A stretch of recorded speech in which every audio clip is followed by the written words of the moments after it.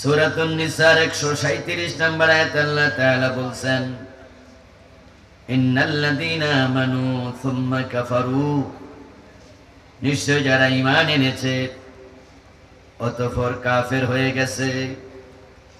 সুম্মা আমানু সুম্মা কাফারু, অতঃপর আবার ঈমান এনেছে, এরপর আবার কাফের হয়ে গেছে। সুম্মা যাদু কুফরা, তারপর কুফরিতে সীমালঙ্ঘন করেছে। লাম ইয়াকুনিল্লাহু লিয়াগফিরা লাহুম, যারা ঈমান আনার পর ঈমান হারায়া ঈমানে আর ফিরে আসে নাই, কুফরিতে সীমালঙ্ঘন করেছে, কুফরি নিয়ে মরেছে, আল্লাহ তাদের ক্ষমা করবেন না। লাম ইয়াকুনিল্লাহু লিয়াগফিরা লাহুম, ঈমান নিয়ে না মরলে ক্ষমা নাই। ঈমান আনার চেয়েও ঈমান নিয়ে মরার গুরুত্ব বেশি।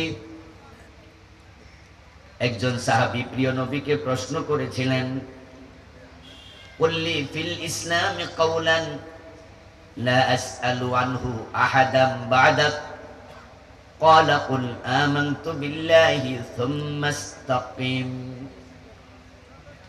হে প্রিয় নবী, আপনাকে আমি অনুরোধ করছি, আপনি আমাকে এমন একটি ব্যাপারে নির্দেশনা দেন যেই ব্যাপারে আমি আপনাকে ব্যতীত প্রশ্ন আর কাউকে করতে রাজি নই। সহজে জান্নাত পাওয়া যায় কিভাবে, আপনি আমাকে একটু সংক্ষেপে বলুন। প্রিয় নবী জবাব দিলেন অতি সংক্ষেপে, কুল আমানতু বিল্লাহি সুম্মা ইসতাকিম, তুমি পড়ো লা ইলাহা ইল্লাল্লাহ, ঈমান আনো, তারপর ঈমানে অটল অবিচল থাকো।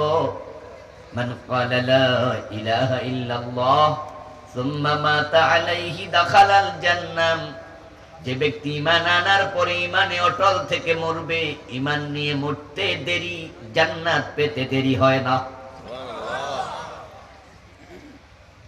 আর ঈমান এনেছিল কিন্তু মরার আগে ঈমান হারায়া বসছে, ঈমান নিয়ে যেতে পারে নাই। ঈমান এনেছে, এই আনার কোনো দাম নাই। আয়াতে কারিমাতে আল্লাহ বললেন, যারা ঈমান আনলো আবার কাফের হলো, আবার ঈমান আনলো আবার কাফের হলো, তারপরে আর কুফরি থেকে ফিরে আসে নাই, তার ক্ষমা নাই। এই আয়াত তো গত সপ্তাহে নাজিল হয় নাই, গত মাসেও নয়, 1400 বছর আগে রাসূলের উপরে সাহাবাদের যুগে। আয়াতে কারিমা দিয়ে বোঝা যায় রাসূলের যুগেও ঈমান এনে কাফের হয়েছে, আর ঈমান আনে নাই এমন ঘটনা ঘটেছে। আল্লাহ তাদের ব্যাপারে বলেছে, ঠিক না? রাসূলের হাতে কালেমা পড়ার পরে আবার কাফের হয়ে গেছে, এমন ঘটনা কি নাই? এই আয়াতে কারিমা দিয়ে বোঝা যায় মানুষ ঈমান আনার পর ঈমান নিয়ে মরার কোনো গ্যারান্টি নাই, কেউ কেউ কাফের হয়ে যেতে পারে। শুধু নবীদের ঈমানের নিশ্চয়তা আছে, কারণ নবীগণকে হেফাজত করেন কে? আল্লাহ। এছাড়া আর কারো ঈমানের গ্যারান্টি নাই। রাসূলের হাতে হাত রেখে কালেমা পড়েছে ইবনু খাতাল, হিজরত করে মদিনায় এসেছে, কিন্তু কিছুদিন পরে আবার কাফের হয়ে মক্কায় ফিরে গেছে। রাসূল সাল্লাল্লাহু আলাইহি ওয়াসাল্লামের বিরুদ্ধে মক্কার বাজারে কবিতা লিখে লিখে নিজে আবৃত্তি করে বেড়াতো। মক্কা বিজয়ের পরে রাসূল অনেক মানুষকে ক্ষমা করেছেন, কিন্তু ইবনু খাতালকে ক্ষমা করেন নাই। মক্কা বিজয়ের দিন রাসূল বলেছিলেন, লা তাসরিবা আলাইকুমুল ইয়াউম ইল্লা ফুলানান ওয়া ফুলানান ওয়া ফুলানান, তোমাদের থেকে কোনো প্রতিশোধ নেব না, ক্ষমা করে দিলাম, তবে অমক অমক অমকের ক্ষমা নেই। কয়েকজনের নাম ধরে ধরে বলছেন, হাইসু ওয়াজাদতুমুহুম ফাকতুলুহুম। ও আমার মুজাহিদ বাহিনী, সাহাবারা, এই কয়জনকে যেখানে পাও সেখানে হত্যা করো, তাদের ক্ষমা নাই। তাদের মাঝে ইবনু খাতালও ছিল, যে কয়েকদিন আগে মুমিন ছিল, কিন্তু এখন তার ঈমানটা। সাহাবাগণ তাকে হত্যা করেছেন, মক্কা বিজয়ের দিন তাকে হত্যা করেছেন। একটা মেয়ে স্বামীর পক্ষ থেকে ইজাব গেল, অমকের ছেলে অমক 5 লাখ টাকা 3 লাখ টাকা মহারানার বিনিময়ে তোমাকে স্ত্রী হিসাবে গ্রহণ করতে প্রস্তাব পাঠাইছে, তুমি যদি রাজি থাকো তাহলে কি বলো? বিয়ে করে নাই নাকি? কি বলো? কবুল শব্দের অর্থ কি? গ্রহণ করা। মেয়েটা যদি বলে কবুল, পেশ দিল লাগাইয়া, কবুল বলার পর থেকে স্বামীর কথার বাহিরে চলার অধিকার তার আর নেই। যে মাত্র কবুল বলেছে সেই অনুষ্ঠানে 2-3 জন পুরুষ সাক্ষী হইছে।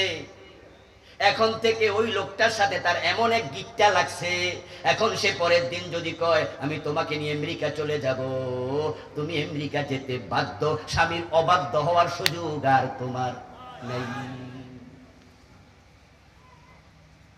স্বামীকে এমন ভাবে তোমাকে মানতে হবে, স্বামীর বৈধ প্রতিটা আদেশ মানা নারীর জন্য, স্ত্রীর জন্য ফরজ।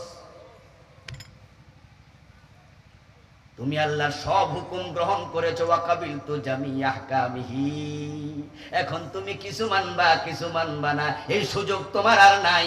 আল্লাহর সব হুকুম মানতে তুমি বাধ্য, তোমার জন্য সব হুকুম মানা ফরজ।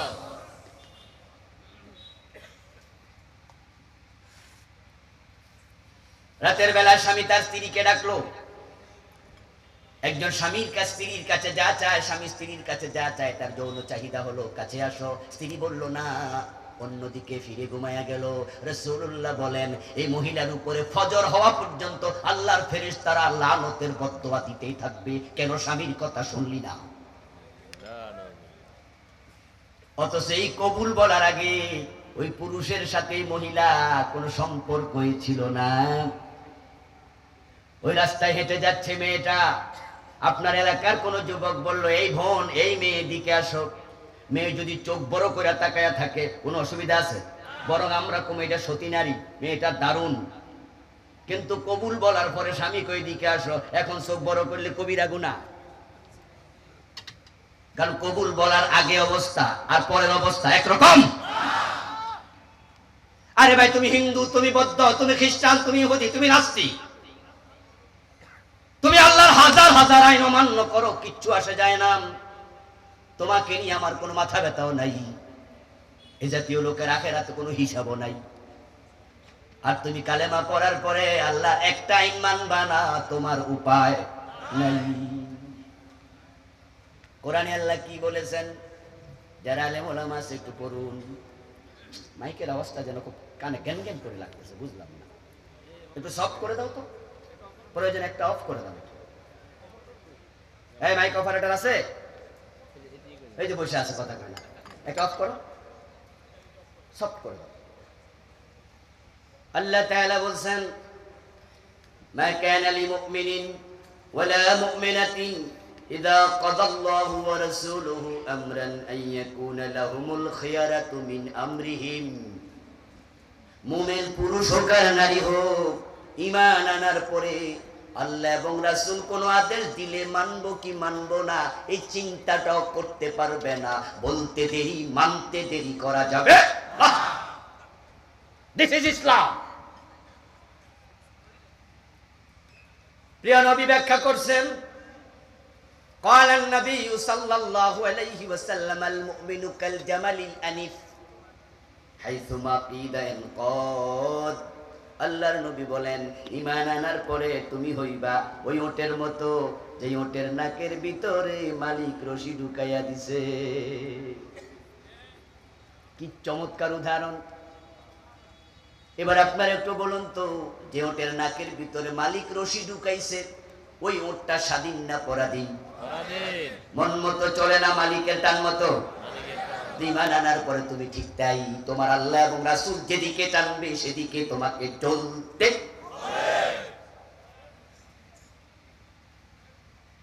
আল্লাহর হাবিব সাল্লাল্লাহু আলাইহি ওয়াসাল্লাম হিজরত করলেন। হিজরতের পরে 16 অথবা 17 মাস প্রিয় নবী নামাজ পড়লেন মসজিদ আকসার দিকে ফিরে, বাইতুল মুকাদ্দাসের দিকে ফিরে। কিন্তু তার মনে মনে তামান্না, ওনার কিবলা যদি মসজিদে হারাম হতো ভালো হতো। একদিন তিনি জোহরের নামাজ, কোন বর্ণনা পাওয়া যায় আসরের নামাজ 2 রাকাত শেষ করে তৃতীয় রাকাতের জন্য দাঁড়ালেন। আত্তাহিয়াতু পড়ে আল্লাহ জিবরিল পাঠালেন, ফাওয়াল্লি ওয়াজহাকা শাতরাল মসজিদিল হারাম, ও নবী আপনার চেহারা কাবার দিকে ফিরান, এখনো নামাজ 2 রাকাত বাকি আছে। 2 রাকাত পড়লেন মসজিদ আকসার দিকে। রাসূলুল্লাহ মনে মনে ভাবতে পারতেন, বাকি 2 রাকাত কইরা লাই, আগামী ওয়াক্ত থেকে হারামের দিকে ফিরবো। আপনাদের কাছে জবাব চাই, যারা জানেন জবাব দিন। প্রিয় নবী অপেক্ষা করেছেন নাকি নামাজের ভিতরে ফিরে গেলেন? নামাজের ভিতরে। আনয়াকুলু সামিনা ওয়া তাআলা, আল্লাহর বিধান আসবে দ্বিমত করা যাবে না, ওটা পালন করতে দেরিও করা যাবে না।